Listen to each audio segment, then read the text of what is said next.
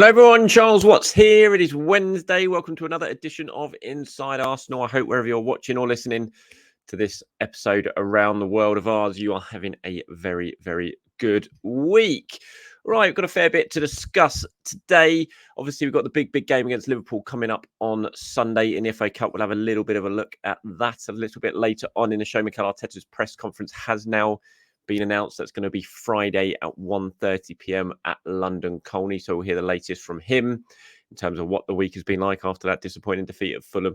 Maybe find out how he's going to approach this FA Cup game against Liverpool, team selection, that sort of thing. So plenty to discuss with Mikel. That'll be happening on Friday. We'll talk some transfers as well. Arsenal being linked with Marcos Leonardo, young Brazilian striker, although it looks like he's heading off somewhere else. Marquinhos could well be coming back to Arsenal as well. We've got news about Tomiyasu and Mohamed Elneny heading off for the Africa Cup of Nations and Asia Cup as well. So quite a bit to get stuck into today. We'll start with some of the transfer chatter as we are in January that's doing rounds at the moment. There you can see on the screen, if you're watching this on YouTube, Marcos Leonardo on the screen. Brazilian striker plays for Santos, who is on the move to Europe. Looks like he's going to be on the move to Europe. Has been linked to Arsenal, is being linked with Arsenal. I saw Tim Vickery, I'm sure plenty of you know, a bit of South American football expert, always on the BBC, Tilt Sport, that sort of thing, was talking about him in the last sort of couple of days or so, saying he's heard that Arsenal are looking at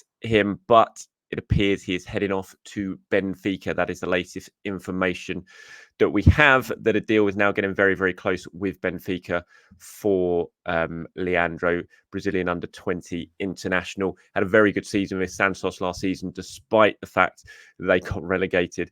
Unbelievably, that Santos got relegated. Scored 21 goals in that season that they got relegated. So clearly a very talented player, pretty raw by all accounts, very good in and around the penalty area. I think by the sounds of it, his sort of play outside the penalty box needs working on. So he is very, very raw. So it was always one of the, whenever I hear Arsenal players linked with Arsenal linked with young Brazilian players, I'm always a little bit wary of them. Obviously, some of these deals have happened. We saw it with Gabriel Martinelli, we saw it with Marquinhos, who we'll talk about a little bit later on, but they've constantly been linked with players like, I remember the Danilo chat not so long ago. Plenty of those sort of rumours that do come out from Brazil linked with Arsenal. Obviously, it's an easy link with the fact that Martinelli's made that move, with Marquinhos has made the move, the fact that Edu is there with his links to Brazilian football. But I'm always a little bit wary about them. And this one, to me, just looked, as soon as I've heard about it, I'm not sure. It wasn't one of those ones that sort of set alarm bells ringing, thinking that it was going to be too strong an interest, if there even was interest from Arsenal. But it looks like he is going to Benfica now. He probably one going to be interesting to keep an eye on over the next few years if that move goes through. It's going to be about 18 million euros, about 15.5 million pounds. Spartak Moscow, another club who are believed to be interested in him. Thiago Fernandez, very excellent, well-connected reporter who I used to work with over at Goal, who's over in Brazil.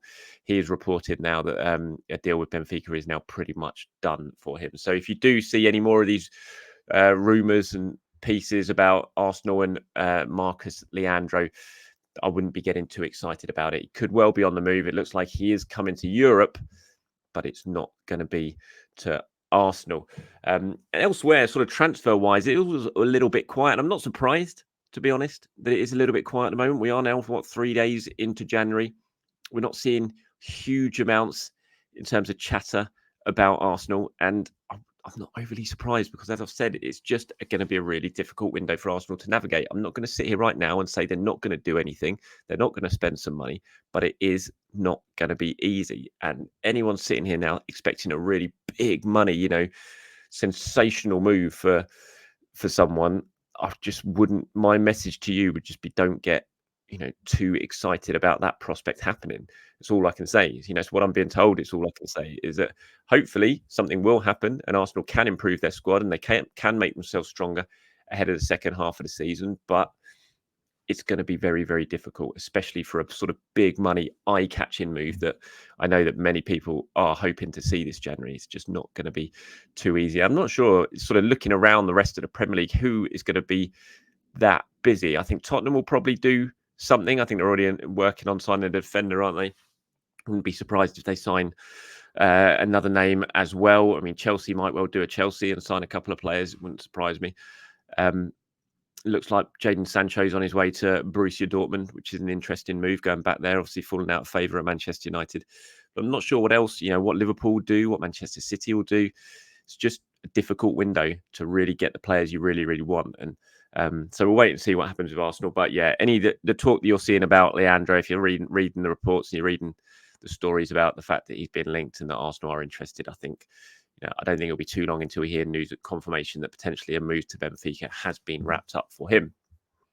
So from one Brazilian to the other, Marquinhos, is a player who has made that move from Brazil over to Arsenal in not too distant past. Playing his football over in Nantes now in France, but it looks like that is a loan deal that could potentially be cut short. Not played too much football over there. I think he's made 7 appearances for Nantes so far. He didn't have the best of loan spells at Norwich last time out. Hasn't really happened for him over in France. I thought at the time when that deal was done, it could potentially be a good move for Marquinhos. I thought he'd probably play quite a lot of football over there, and it'd be a good place for him to really sort of learn his trade. Hasn't really worked out. Doesn't seem like Nantes are too keen on keeping him, especially because he wants to go and play in this pre-Junior World Cup tournament that's taking place soon. I think he needs to leave for it. It's a pre-Olympic tournament. Marquinhos obviously is a very key player for the sort of Brazil under 20s or whatever it is, the age group ahead of which is going to be featuring in the Olympics. Had a big tournament not so long ago with them, and he wants to play in this pre-Olympic tournament that takes place in the end of January, but it's not a FIFA registered tournament, so clubs don't have to release players for them to go and play, and Nantes don't want him to go and play in that because he'll have to miss a big chunk of the second half of the season, but he wants to go and play for it, and that's one of the reasons why Nantes are sort of now talking to Arsenal about potentially cutting short the loan deal early. Remains to be seen whether that happens, whether Arsenal agree to do that or not. I suggest that they probably will, and they'll try and find another move for him if that is the case. But it's just another one of those ones at the moment that you kind of look at Marquinhos and think, is he ever going to make it at Arsenal? It feels doubtful. He's one of those players you kind of take a chance on, you bring over for not a huge amount of money and hope you can mold them into a really good player, but it hasn't quite happened for him yet. So we'll wait and see. But it looks like that move to Nantes could well be coming into an end relatively quickly. Elsewhere, aside away from transfers, obviously the news that we all were expecting was confirmed yesterday. Elneny heading off to Egypt for the Africa Cup of Nations. Tomiyasu called up by Japan for the Asian Cup. Both already, I think Tomiyasu goes on Friday. Elneny's already gone and linked up with the Egypt squad. And so neither are going to be in action for Arsenal this weekend against Liverpool in the FA Cup. Obviously, one of those players is far more of a loss than the other, and that's no disrespect to Mo, who's obviously a very good professional, really popular player, but he's played, I think, a minute of Premier League football so far this season. Tomiyasu, clearly a far more important player when it comes to the first team, and he's going to be massively missed. There's no doubt about that. We all wait with fingers crossed, aside, unless you're Japanese, of course, that hoping that they go out early and Arsenal get him back earlier than they would have probably predicted. But we'll have to wait and see on it. And the one good thing about Elneny going off to Africa Cup of Nations with Egypt now is that Mo Salah will be going off to the Africa Cup of Nations with Egypt now, which means Mo Salah won't be playing for Liverpool. Had a question about that yesterday. I think we'll discuss that on yesterday's show, whether he was going to be available for the FA Cup match or not. He's not, which is good news for Arsenal, of course. And I think he's going to miss a Premier League game as well in the beginning of February, which is another good piece of good news for Arsenal. And yeah, Tomiyasu clearly a big blow, especially on top of the Zinchenko injury, as I talked about yesterday. Arsenal are going to miss him. There's no doubt about that. And but he'll be desperate to have a very good tournament with Japan, and I'm sure he will as well. I just wanted to talk about Declan Rice a little bit in today's show before I move on to some of your questions and comments. Now, Declan Rice, I can't believe. I say that a lot. I say I can't believe, and then I say actually I can believe, and because of the way modern way football works and modern way analysis works in football.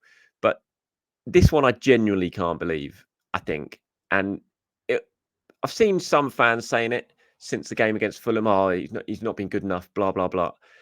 And then I read a piece, and I shouldn't read a piece by Richard Keys. I really shouldn't read anything that Richard Keys says.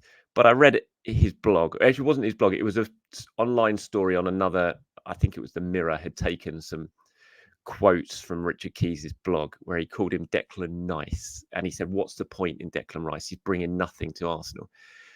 And I generally sat there reading it with utter disbelief that he's bringing nothing to Arsenal. This player, he's been absolute nailed on 8 out of 10 every single game he's played for Arsenal, apart from at the weekend against Fulham. He had a poor game against Fulham at the weekend. Everyone had a poor game against Fulham at the weekend. But the most bizarre thing I've seen was what Richard Keys was talking about. It's calling him Declan Rice, and he's adding nothing to Arsenal. He's not been driving forward for Arsenal. All he's been doing playing the ball sideways, which a lot of people have said, which is utter rubbish. I mean, this stat says it all. No player in Europe's top 5 leagues has made more progressive passes this season than Declan Rice with 184. So it just blows that argument out the window completely that he does not play forward passes. It's just utter rubbish. And even against Fulham, if you go back and look at the highlights, he played those passes. He played 2 or 3 really good passes that almost set Arsenal away. And had the attackers done more with them, it would have sent Arsenal away. It's just utter rubbish. And look, I'm not surprised. It is Richard Keys. He does talk utter rubbish an awful lot of the time. Sorry, all of the time. But I just couldn't believe this one. I just thought it was such a ridiculous thing to say. Declan Rice is nailed on Arsenal's player of the season already, and we're in January. He's been Arsenal's player of the season by an absolute mile so far this season. Maybe William Saliba is the only other player who gets close in terms of his performance levels. He's been 8 out of 10, if not more than that, every single game he's played, apart from against Fulham. Everyone is allowed to have a bad game against Fulham. He wasn't great against West Ham as well, I'll admit that.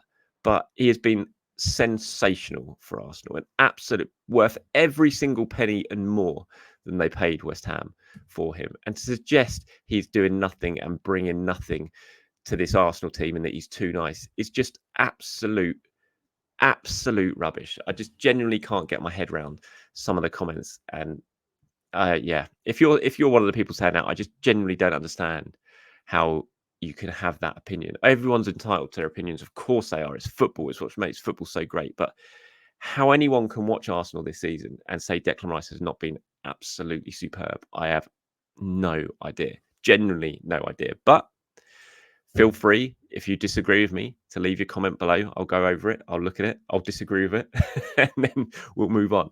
But yeah, I just thought I felt like I had to say that about Declan Rice. I just think some of the stuff I've read in the last 24 hours just absolutely blows my mind.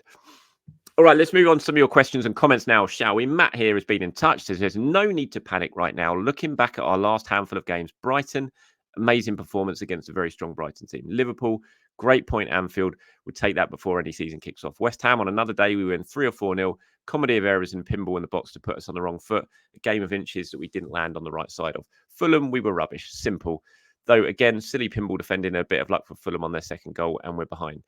If this is our blip, it's a good time to take it. Reset, recover, and regroup over this break, and let's hope we can do something in January to help strengthen the squad. In terms of our playing style, I just want to see us being more direct, faster transitions, or even some whipped, dangerous crosses into the box. The Arsenal team can cause chaos, reset, and let's keep moving. This almost could be written by myself, Matt. I agree with it 100%. It's exactly how I feel after these last games. It's why I'm not yet ready to be in full-on panic mode. The Fulham defeat was worrying, really worrying. The performance was really worrying. But I'm not yet in panic mode in terms of what it means for Arsenal. They have to respond, and they have to respond quickly. That is absolutely no doubt. But I think what you've put here, the way you've analysed it and assessed it all is spot on. It was just 4 games ago, Arsenal played Brighton, and it was one of the best performances I've seen from an Arsenal team, certainly under Mikel Arteta. They were absolutely exceptional against a really good Brighton team who they made look so ordinary. They then went to Liverpool, had a really good, strong performance, got a deserved point, 1-1, top of the table at Christmas. That was 2 games ago. They've had 2 bad games since then. One of them against West Ham. As you said, they easily could have won that game had it panned out a little bit differently. They weren't great, but they did enough to win that game comfortably. They didn't have too much luck on their side, and they defended poorly, but they could have won that game. Fulham was just awful, 100% awful. So I'm not ready to panic yet. I think they're still in a decent enough position. They've given themselves a bit of work to do now, and it's their own fault because they've played badly, especially against Fulham, but they're still, in touching distance at the moment. The key thing is that they have to respond. They can't let this drag on. They have to respond. They have to regroup, as you say. They have to reset, as you say, and they have to go again, and they have to find some form, and they have to change things a little bit in terms of how they're attacking and how much they're hurting teams. If they don't do that, then they're going to be in real trouble, and then I might be ready to panic. But right now, I'm just not yet there yet. I just think 2 games is not a big enough sample size. It was 2 games ago Arsenal were top of the Premier League, 2 games ago. So still a long way to go. And yeah, I thought this was a really good comment, Matt, that I agreed with 100%. Andy here says the team's morale seems to have dropped since benching Ramsdale. Is Raya an improvement on another show of MA's stubbornness at the team's cost? Ramsdale is a priceless motivating engine on the field of play. He uses confidence and lifts the spirits of players and supporters. Yeah, I thanks for your comment, Andy. I don't agree with it, I have to say, because I just don't think the morale seems to have dropped since benching Ramsdale. The morale seems to have dropped in the last 2 games, but take me back to full-time whistle at Anfield. There was no suggestion, no thought for me that Arsenal's morale had dropped. They'd just done really, really well. They're just all celebrating together at Anfield. The game before that, they just absolutely destroyed a Brighton team with a brilliant performance. The game before that, they were winning at Luton, scoring last-minute injury. Everyone celebrating in the crowd together. There's been no sense to me that Arsenal's morale dropped this season at all until the last couple of games. And I don't think you suddenly can point that on Ramsdale being benched. I think you just point it on the fact that they've had 2 poor performances and 2 poor results. So they look unhappy. There was no suggestion whatsoever a couple of games ago that this was the case and that benching Ramsdale had dropped the team's morale, because this is the first little period of the season I've seen it. So yeah, that was my thoughts on it. But thank you very much for your comments. I really hope Ramsdale gets his start, by the way, against Liverpool this weekend in the FA Cup. I'd be very disappointed if he doesn't. He needs to play these cup games. Hopefully Arsenal can win this game and have a long run in the competition, and Ramsdale can be a key figure over the second half of the season in Arsenal's run, hopefully, to an FA Cup success. Be really disappointed if Mikel goes with David Raya in this one. Ramsdale needs to play. And I hope he gets the cup. I hope he gets the FA Cup games. I really, really do. So I hope that's one of the changes. I don't think Mikel should make too many changes against Liverpool, because there's no league game coming up for a while. Go strong, try and win this game. You've got to win this game. You've got to bounce back, respond. There'll be no better way than doing that than go and beat in Liverpool in the FA Cup. So I don't want to see wholesale changes, but I want to see Aaron Ramsdale come in definitely as one of the changes for that game. This is an interesting one. Talking about changes against Liverpool, Real Nostradamus says Jorginho must start the games against Liverpool. And I tend to agree, I have to say. I'm surprised we haven't seen more of Jorginho in recent games. And I think he should start against Liverpool. I would be playing Jorginho, Declan Rice and Martin Odegaard against Liverpool in this game. He'd be another one of the changes I'd make. As I said, Aaron Ramsdale in goal, but then I'd have Jorginho as a holding role with Declan Rice playing ahead of him. I think Jorginho's been underused recently. I think when you talk about progressive ball players who can play the ball forward, yes, Jorginho gets on a ball and he plays it sideways at times. He plays it safe at times, but he's got that ability to really split the lines with his passing. We saw that in one of the Champions League games when that pass for Bukayo Saka, which was absolutely brilliant. I can't remember which game that was at the Emirates, when he set up, it was for Trossard's goal, wasn't it? He just played that brilliant line. It was Sevilla, I think, Sevilla at home. And yeah, I agree 100%. I think Jorginho should start these games against Liverpool. I think it will help Arsenal immeasurably in those games. And I fully expect it. Maybe Thomas Partey will be back for the league game against Liverpool. And if that's the case, then Thomas Partey should start with Declan Rice. But for this game in the FA Cup, 100%, I agree with you. I'd be playing Jorginho in this match. Here's one from Scott now to round things off. Says, hi, Charles, as always, thanks for the great content. No problem. Question for you. Do you think we'll ever see Trossard starting as a false 9 with Gabriel Jesus playing wide? I hope so, is all I can say to that. I turned up at Fulham at the weekend really hoping to see Trossard playing at the false 9. And I was so disappointed when I saw he was playing where he was on the bench. Then when he came on, I was so disappointed to see him playing where he was. Trossard for me is his best position for Arsenal has always been when he's playing in that false 9 role. And I think Arsenal play well with him there. And I think Jesus is a very good option to play at wing on the sides of the wing. You've seen it at the start of the season where he played very well there at times as well. And that would allow one of the wingers to be given a night off or a day off, if that be Saka, if that be Martinelli, a chance to rest them. So I hope so. And I think it's something that could work. But, I'm not the manager. Mikel Arteta's the manager. And at the moment, he seems to be preferring Trossard either out wide or in that left 8 role, which I just do not like Trossard playing in at all, because I've seen no sign that he really affects the game the way Arsenal need him to affect the game playing in that role. And I think his best position has always been in that central 9 role, and Gabriel Jesus can certainly do a job out wide from the wing. He's proved that time and time again with Manchester City, and he's shown that at the start of the season when he played there for Arsenal as well. All right, that's it from me, everyone. Thank you very much for your time. As always, appreciate it. I'll be back tomorrow on Thursday to discuss all things Arsenal again. And then hopefully I'll be at Mikel Arteta's press conference on Friday, all depending on how my son is, because he's still not the best. He's supposed to be going back to school tomorrow, but I got strong feeling that he won't be. And if he's not there on Friday, then I might have to stay and look after him here rather than heading to Mikel Arteta's press conference. But I'll keep you up to date with that. All right, that's it. Thank you very much for watching, everyone. Have a very good day. I'll speak to you soon.